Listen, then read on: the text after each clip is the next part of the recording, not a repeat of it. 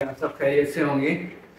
आ, आज यहाँ पे आने का मेरा जो मकसद है वो मैं देख रहा था कि मेरे काफ़ी पेशेंट्स और उनकी फैमिलीज काफ़ी वरीड थे और वो मुझे बार बार फ़ोन पे, व्हाट्सएप पे, फेसबुक पे, इंस्टाग्राम्स पे बार बार यही मैसेज दे रहे थे कि मैं उनको थोड़ा सा गाइड करूँ, इन पर्टिकुलरली उन पेशेंट्स को जिनको कमर दर्द ने काफ़ी परेशान किया हुआ है, उनको बैक एक है और वो बार बार फ़ोन करते हैं कि इसका क्या किया जाए। तो आज मैं यहाँ पे आपके सामने हूँ, थोड़ी सी चीज़ें मैं आप लोगों को एक्सप्लेन करूँगा ताकि आप लोगों को पता हो कि बैक एक के साथ हम कैसे डील कर सकते हैं। सबसे पहले जो मेरे पास पेशेंट्स आते हैं बहुत ज़्यादा, उसमें मैं समझता हूँ कि यंग भी होते हैं, तो जैसे बुजुर्ग भी आते हैं डेफिनेटली, जो मिडिल एजेस में होते हैं वो भी पेशेंट्स होते हैं, लेकिन जो यंग पेशेंट्स होते हैं जो स्पोर्ट्स में काफ़ी इन्वॉल्व होते हैं, खेलों में इन्वॉल्व होते हैं, अक्सर मैं देखता हूँ जो बच्चे हमारे रहते हैं 22-25 साल के, फुटबॉल खेलते हुए, क्रिकेट खेलते हुए, अक्सर जो मेरे पास आते हैं तो वो ये कहते हैं कि डॉक्टर साहब हम ना गेम खेल रहे थे और एकदम नीचे बाल पड़ी हुई थी, तो मैंने झुक के जब बाल उठाने की कोशिश की तो कमर में ना करंट की तरह जो है वो दर्द हुई और वो दर्द जो है ना वो ठीक नहीं हो रही थी और वो काफ़ी परेशान कुन दर्द थी। तो उस दर्द के हवाले से ना वो काफ़ी परेशान होते हैं, हमारे पास आते हैं और फिर वो हेल्प सीख करते हैं। और डेफिनेटली आजकल माशाल्लाह हमारे जितने भी बच्चे हैं वो जो सोशल मीडिया का यूज़ करते हैं गूगल से और मतलब सोशल मीडिया पे सर्च करके जब वो आपके पास आते हैं तो वो बहुत से इन्फॉर्मेशन लेके आते हैं और वो बहुत बड़ी बड़ी बातें करते हैं कि कमर दर्द हो गई है तो डॉक्टर साहब अब ऑपरेशन होगा, अब हमारी MRI होनी चाहिए, हम क्या करें।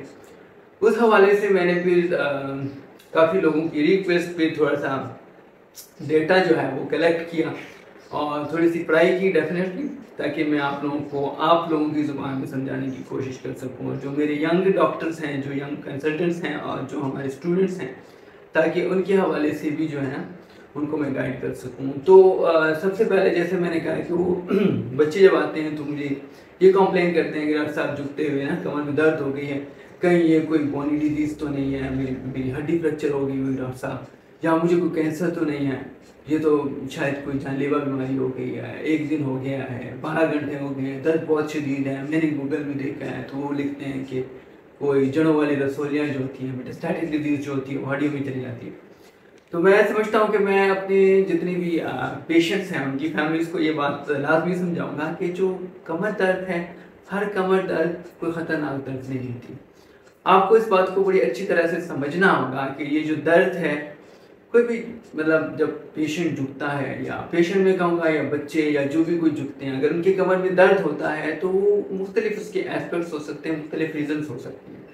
उसमें ये हो सकता है कि उसको मस्कुलर स्पाज़म कहते हैं और मैं हमेशा अपने जितने भी पेशेंट्स हैं उनको ये बात बताता हूँ कि ये जो दर्द है ये आपको बहुत सी चीज़ों से बचाती है, ये अल्लाह ताला की तरफ से एक डिफेंस मैकेनिज्म है। जब दर्द हो आपको तो उसका मतलब ये है कि अल्लाह ताला ने ये मैकेनिज्म डिफेंस आपके अंदर डाला हुआ है ताकि आप वहाँ पे रुक जाएं, आगे ना जाएं, ताकि हड्डी को नुकसान ना पहुँचे, नर्व्स को नुकसान ना पहुँचे। तो इस हवाले से जब भी कोई दर्द हो तो उसको बहुत सीरियस नहीं लेना चाहिए डेफिनेटली, लेकिन चंद एक चीज़ें आपकी इल्म में होनी चाहिए।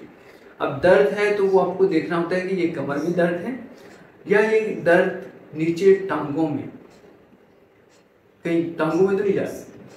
अगर कमर में दर्द है तो मैं सबको यही मशवरा देता हूँ, अगर कमर में दर्द है, टांगों में नहीं जा रही, कुछ सुनपन नहीं आ रहा, चलने फिरने में कोई मसला नहीं हो रहा, तो आप आराम से घर में बैठे रेस्ट करें। रेस्ट बहुत इंपॉर्टेंट है इसके लिए। कोई भी हल्की सी मेडिकेशन आप समझ सकते हैं, या कोई भी आपके पास कोई करीबी डॉक्टर हो उनसे मशवरा करके आप पैराडाल की गोली ले सकते हैं, या कोई हल्की सी पेन किलर लेके 2-3 दिन आप आराम से रेस्ट करें। मोस्ट ऑफ द टाइम मैं समझता हूँ कि ऑलमोस्ट 80% ये जो दर्द है इंशाल्लाह ये आपकी ठीक हो जाती है। खुदा ना खास्ता अगर ये ठीक नहीं होती 2-3 दिन के बाद भी आप समझते हैं कि ये आपको परेशान कर रही है, फिर भी मैं आपको मशवरा देता हूँ कि जो आपके करीबी डॉक्टर्स हैं, जितने भी हमारे फैमिली फिजिशियंस होते हैं, जो इंटरनल मेडिसिन के लोग हैं, आप उनके साथ जाके मशवरा करें, उनके साथ बैठेंगे, वो जब उसको ऑब्जर्व करेंगे, मुआयना करेंगे, तो आपको मशवरा देंगे क्या या आपको फिजियोथेरापी करानी चाहिए, आपको रेस्ट कंटिन्यू करनी चाहिए, कोई मसाज वगैरह, वो आपको थोड़ा सा एडवाइस करेंगे। और अगर उनको लगता है कि ये दर्द कोई डिफरेंट किस्म की है वो तो डेफिनेटली वो आपको मशवरा देंगे कि एक्सरे करवा के किसी न्यूरो सर्जन के साथ आप मशवरा करें। तो सबसे पहले मैं यही समझता हूँ कि आप रेस्ट करें, डॉक्टर साहब की बात मानें, और अगर खुदा ना खास्ता फिर भी नहीं होता तो फिर हमारी सर्विसेज बीइंग न्यूरो सर्जन और बीइंग स्पेशलिस्ट हम इसको डील करते हैं। तो फिर आप हमारे पास आते हैं और फिर हम जाके उसमें जितने भी इन्वेस्टिगेशन होते हैं वो हम आगे करते हैं। मुझे बल्कि अभी एक वाकया याद आया, छोटी सी मेरी कह लें बेटी बच्ची मेरे पास आई और वो मुझे ये कह रही थी कि डॉक्टर साहब मैं ना शू लेसेस बांधते हुए स्कूल जाने के लिए सुबह मैं झुकी हूँ और मैं शू लेसेस टाई कर रही तो एकदम से ना मुझे झटका पड़ा और मेरी कमर में डिस्क हो गई। तो मैंने उससे कहा अच्छा आपको कैसे पता चला कि आपको डिस्क हुई? उसने कहा डॉक्टर साहब देखिए मैं झुकी हूँ, एकदम मैं उठी और फिर मुझसे उठा नहीं गया, बल्कि मैं स्कूल भी नहीं गया और मुझे रेस्ट करना पड़ा। तो ये छोटी छोटी बातें हैं जिसको मैं समझता हूँ कि हमें इसको डील करना आना चाहिए कि हम इसको कैसे डील करेंगे। तो इन पर्टिकुलरली जब इस तरह का मसला हो जैसे मैंने आपको समझाया तो आपको इस हिसाब से जाना चाहिए। अब सबसे पहले कमर दर्द के लिए क्या करना चाहिए? कमर दर्द है, मैंने जैसे बताया रेस्ट करनी चाहिए, ठीक है, थोड़ी सी एनर्जेटिक्स माइनर एनर्जेटिक्स यानी पेन किलर्स आप ले सकते हैं। आप समझना ये होगा कि ये जो कमर दर्द है ये दर्द है कौन सा। अब उसमें डिफरेंट दर्द के क्राइटेरिया हैं। कमर दर्द हड्डी की भी हो सकती है, कमर दर्द नस की भी हो सकती है, कमर दर्द जिसको हम स्पाइनल कॉर्ड कहते हैं यानी कॉर्ड की वजह से भी हो सकती है। अब इसकी जो टर्मिनोलॉजी है मेडिकल टर्मिनोलॉजी उसमें हम ये सिग्निफाई करते हैं कि आया ये पेन जो है ये रेडिकुलोपैथी है, ये मायोपैथी है या ये बोनी पेन है।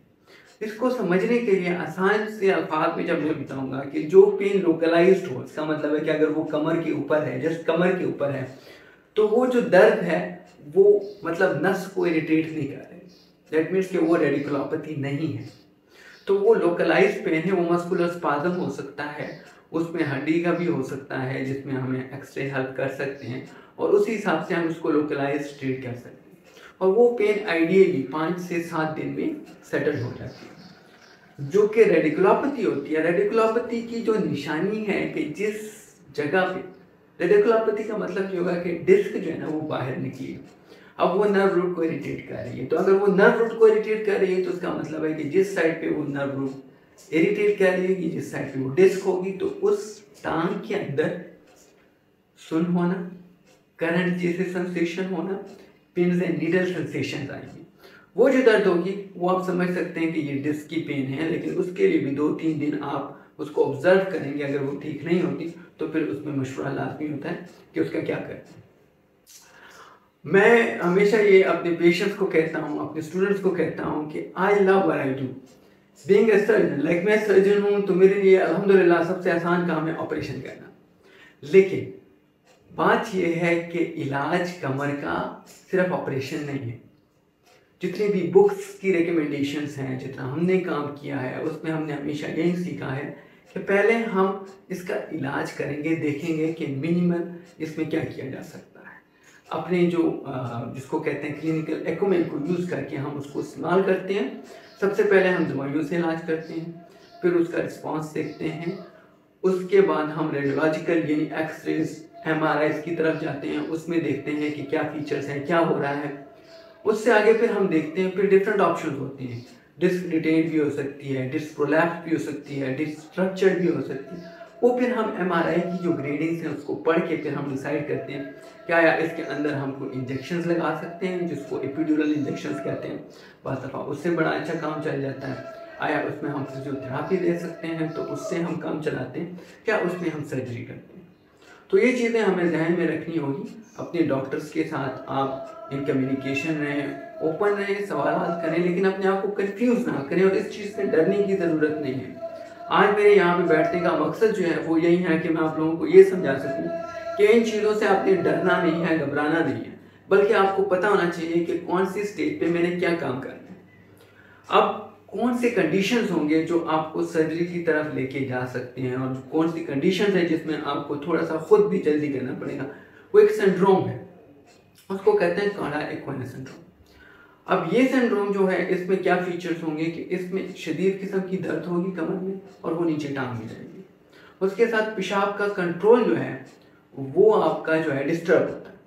अब ये कंडीशन आपको आइडेंटिफाई करनी है। मैं हमेशा ये बात करता हूँ अपने पेशेंट से कि आप मेरे आंखें हो और आप मेरे कान हो, आप जो मुझे बताओगे I have to trust you, मुझे आप पे भरोसा करना पड़ेगा, आप पे बिलीव करना पड़ेगा। जो आप मुझे सही बताओगे तो फिर मैं सही डायग्नोसिस पर पहुँच के आपका इलाज कर सकूँ। तो अगर टांग के अंदर वीकनेस आए, मतलब आपको लगता है कि मेरी टांग कमज़ोर हो रही है, फुट ड्रॉप कहते हैं कि अगर आप अपनी पाँव को ऊपर ना उठा सकें, अगर वो डेवलप हो रहा है, पेशाब का निज़ाम जा रहा है, उसमें कोई पेचीदगियाँ आ रही हैं, मसला आ रहा है और कमर दर्द है, तो ये 3 कंडीशन सिग्निफाई करती हैं कार्डियक स्पाइनल को ये इमरजेंसी सर्जरी है। इसमें फिर हमें फ़ौरन से पहले मतलब न्यूरो सर्जन से मशवरा करना चाहिए, हम बैठेंगे और उसके ऊपर फिर हम सर्जरी के बारे में डिसाइड करते हैं। एक और कंडीशन होती है, उसको कहते हैं क्लॉडिकेशन। अब क्लॉडिकेशन क्या चीज़ है? क्लॉडिकेशन ये है कि आपको चलते हुए तकलीफ होती है, मरीज चलता है तो उसको कमर में दर्द शुरू हो जाती है, टांगों में दर्द शुरू हो जाती है और वो फौरन से पहले बैठ जाता है। अब ये कंडीशन सिग्निफाई करती है स्टेनोसिस को, और ये जो दर्द होती है तो मरीज जब सीधा होता है तो उसको कम फील होती है, ठीक है, जैसे बेंड होता है थोड़ा ज़्यादा होता है, चलने से ज़्यादा होता है, ऐसे करता है तो उसकी दर्द सही हो जाती है। तो ये चंद एक चीज़ें हैं जो आपको आइडेंटिफाई करनी पड़ती है। एक और कंडीशन होती है, उसको कहते हैं डिस्क इन्फेक्शन। अगर डिस्क के अंदर इन्फेक्शन हो जाए तो आप दवाइयाँ देते हैं, एमआरआई पे कोई फीचर नज़र नहीं आती हैं, हमारे बहुत से डॉक्टर्स हैं जो दवाइयाँ देते हैं, पेन किलर्स देते हैं, डिस्क बहुत छोटी सी होती है तो वो डिस्क की इन्फेक्शन भी हो सकती है, तो उसमें फिर एंटीबायोटिक्स का, स्टीरॉइड्स का रोल होता है। और इसलिए मैं जब भी कोई सर्जरी करता हूँ, बहुत से लोग मुझसे ये पूछते हैं, मैं हर डिस्क की मैंने अपने उस्तादों से सीखा था कि उसकी बायोप्सी होनी चाहिए, क्योंकि आपके पास बायोप्सी आ जाती है तो आपको पता चल जाता है कि इसके अंदर इन्फेक्शन तो नहीं है। तो उस इन्फेक्शन को रूल आउट करने के लिए बायोप्सी आपकी बहुत हेल्प करती है, और वो जो आगे आप ट्रीटमेंट देते हैं इन टर्म्स ऑफ एंटीबायोटिक्स और एंटी इन्फ्लेमेटरी ड्रग्स, वो आपको बहुत हेल्प करती है। तो मैं ये समझता हूँ कि ये जो स्टेप्स मैंने बताए हैं ये इसी तरह इनको फॉलो करना चाहिए। कमर दर्द से परेशान नहीं होना चाहिए, इनिशियली रेस्ट के बाद फिजियो हमारे पास है, फिजियो के पास हम प्राइमरी जो हमारे डॉक्टर्स हैं, फिजिशियंस हैं, उनसे मशवरा कर सकते हैं। And in the end definitely we are always here, हम यहाँ पे बैठे हुए इंशाल्लाह और हम देखते हैं, और अल्लाह का बड़ा एहसान है। मोस्ट ऑफ द पेशेंट्स अब आगे मैं इंशाल्लाह वो भी पोस्ट करूँगा, जितने पेशेंट्स की हमारी टीम ने सर्जरीज की हैं। माशाल्लाह हमारी टीम ने एक काफ़ी एक बड़ा, मैं कहता हूँ कि हमारे पास एक पूल है जिसको अल्लाह ताला ने शिफा दी है। हम समझते हैं कि अल्लाह ताला का हमारे ऊपर बड़ा एहसान है, मेरी टीम के ऊपर बड़ा एहसान है कि उन्होंने मिलजुल के और एक सही तरीके से पेशेंट्स का इलाज किया और अल्लाह ताला ने आज उनको शिफा दी। तो आज मेरे ख्याल से इतना ही काफ़ी है, इंशाल्लाह मज़ीद आपको अपडेट करते रहें।